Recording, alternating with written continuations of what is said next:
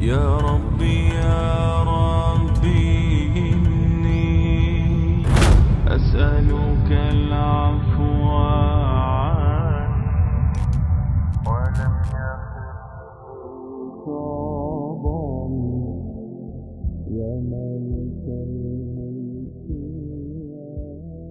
The famous question posed by many people nowadays is that can science prove God? And what they really mean by that is, can science discover God? For understanding this, we need to distinguish the difference between proof and discovery. To prove means to establish a fact or a truth by evidence or argument.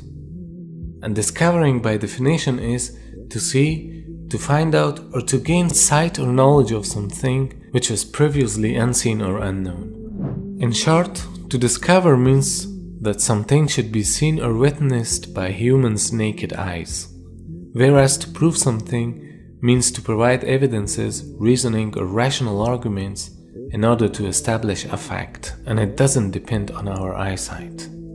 However, science can always discover the signature of God in nature, which means science can always prove the existence of God through evidences. But through science, we can never discover God in this world. Now the question arises, why science can prove God but cannot discover Him? The answer for this is, Almighty Creator gives some sort of evidences or clues into His creation so that human being can accept His existence and to believe in Him. However, no human being or science can ever discover God, because this life is a test for us, and Allah created us and gave us limited abilities to be tested with.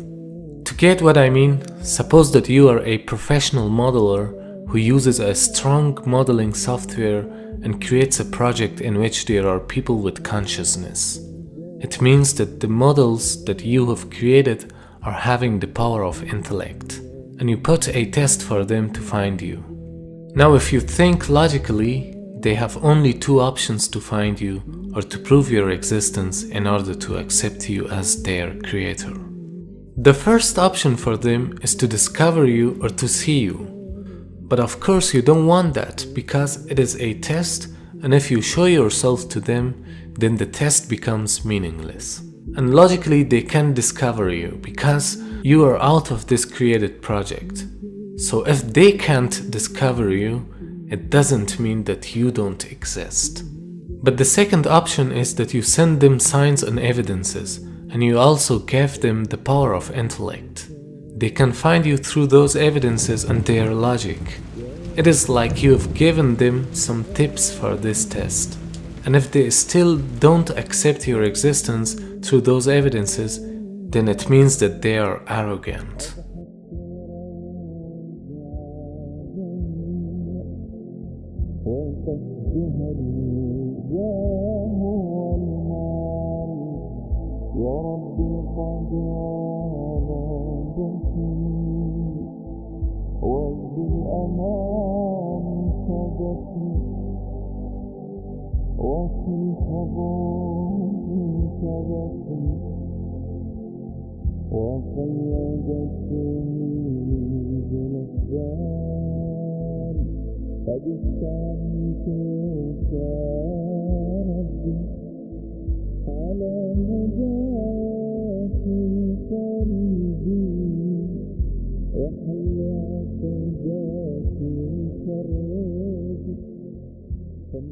Now think of yourself, you, your project, the world in which you live, and the entire universe are all created by a superior being.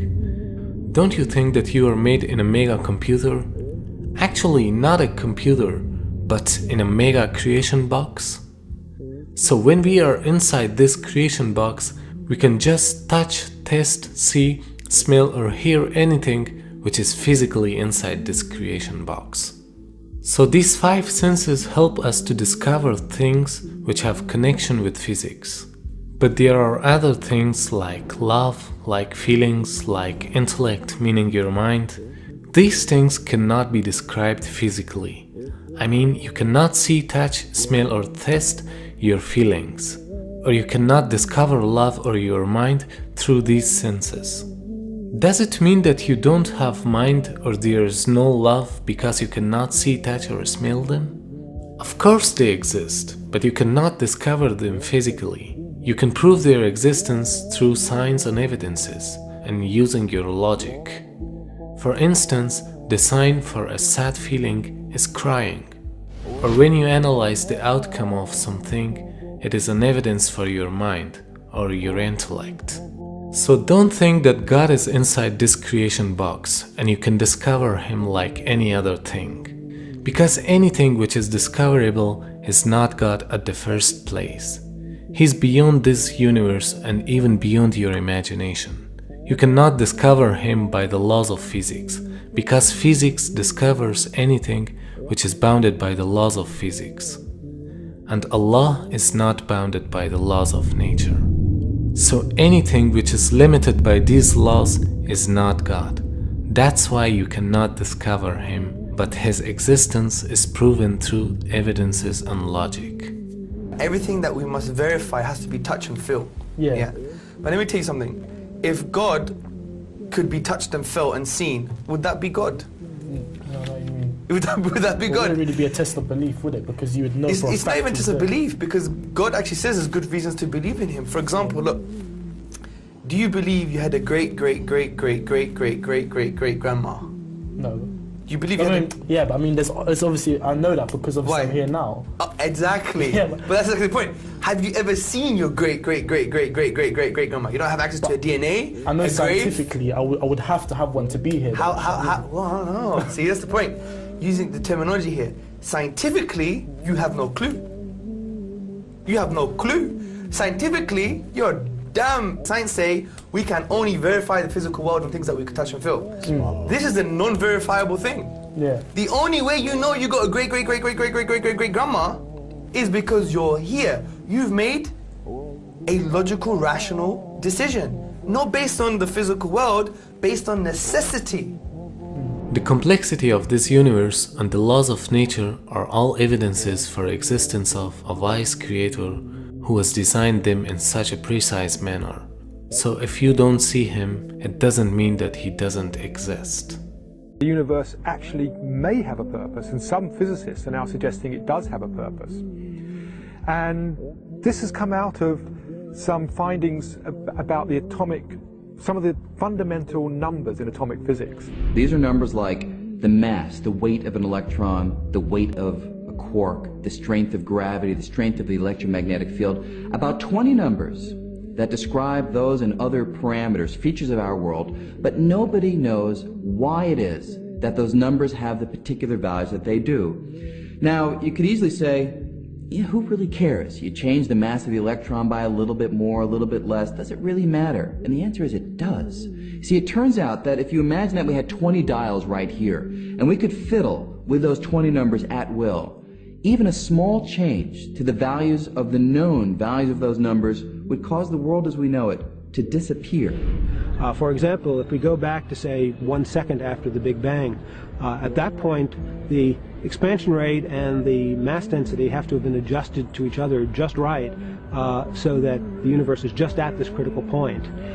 If the universe at that point were expanding just 1 part in the 15th decimal place faster, the universe would have flown apart without galaxies ever having had a chance to form. On the other hand, if the expansion rate were just a little slower than what we think by one change of 1 in the 15th decimal place, then the universe would in fact have expanded to a maximum size and collapsed. We would never have even reached the time in the universe at which we're living. A natural question that many people ask when confronted with this is, who designed it so that they all fit together so perfectly to give rise to our world? Is it merely an accident? Is there some force of nature that's out there that requires the universe to be as it is? Or is there some conscious being behind it all that has dialed things in a manner to allow the world as we know it to come into being? What we can do is look for evidence that suggests that we're not here out of total random events. And to me, the arrangement, the special balancing of the fundamental constants, the fundamental forces of nature, tells me that there is a being there that has put this package together, which has constructed this universe, someone outside the universe that was thinking about us and put it together for our benefit. Allah subhanahu wa ta'ala is great and majestic. He preserves himself in a majestic way that befits him. He doesn't want to reveal himself to the world except by his power and knowledge. And Allah created us in a way that we are not capable to see him in this world. But this will be the greatest reward of the people in Jannah to see their Creator. We must consider that we are being tested in this world by believing in God without seeing him. They will not change me. They will not break me. Oh, I will be stronger. 'Cause I'm a believer. 'Cause I'm a believer. I'm a believer. I'm a believer. 'Cause I'm a believer.